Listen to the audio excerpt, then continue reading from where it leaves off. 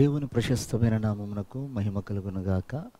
వీక్షిస్తున్న మీ అందరికీ మన ప్రభువైన యేసుక్రీస్తు నామములో శుభాభివందనాలు తెలియజేస్తున్నాను. ఈరోజు మన దేవుని వాగ్దానం మొదటి రాజుల గ్రంథము 6వ అధ్యాయం 13వ వచనం. నేను వారి మధ్య నివాసము చేసేదను.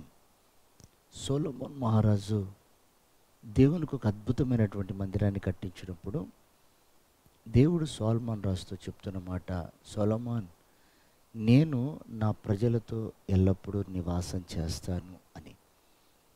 ప్రియమైన దేవుని సంగమా, ఆదిలో దేవుడు ఏదెను తోటలో మానవుని కలుసుకోవటానికి ప్రతిరోజు వచ్చి కలుసుకొని మాట్లాడేవాడు.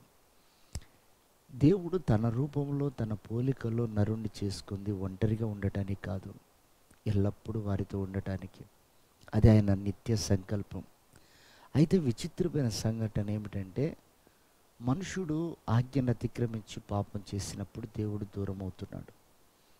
అంటే దేవుడు కావాలని దూరం కాడు, దేవుడు నిత్యం ఉండాలని ఆశపడుతున్నాడు. కనుకనే 2024 సంవత్సరాల క్రితం నా ప్రభువైన యేసుక్రీస్తు శరీరధారిగా దిగి వచ్చాడు మనుషులతోనే జీవించాలని. కానీ మనుషులు ఒప్పుకోలే. సిలువ వేయండి అని కేకలు వేశారు. బరబ్బను విడుదల చేయండి అని కేకలు వేశారు. అంటే మానవుని యొక్క ఆలోచన స్వార్థపూరితమైంది, స్వచిత్తానుసారమైంది, సుఖాన్ని కోరుకునేటువంటిది, సత్యాన్ని అంగీకరించేది కాదు. కనుక ఆనాడు ప్రభు ఆరోహణమైపోయి ఆత్మరూపిగా యుగ సమాప్తి వరకు మీతోనే ఉంటానని మన మధ్యలో సంచరిస్తున్న దేవుడు ఆయన. ప్రియమైనటువంటి దేవుని బిడ్డలారా, నీతో ఉంటానని మాట ఇచ్చిన బంధువులు కానీ, స్నేహితులు కానీ, భర్తే కానీ, భార్య కానీ ఈరోజు లేరు. ఎల్లకాలం ఎవరు ఉండరండి.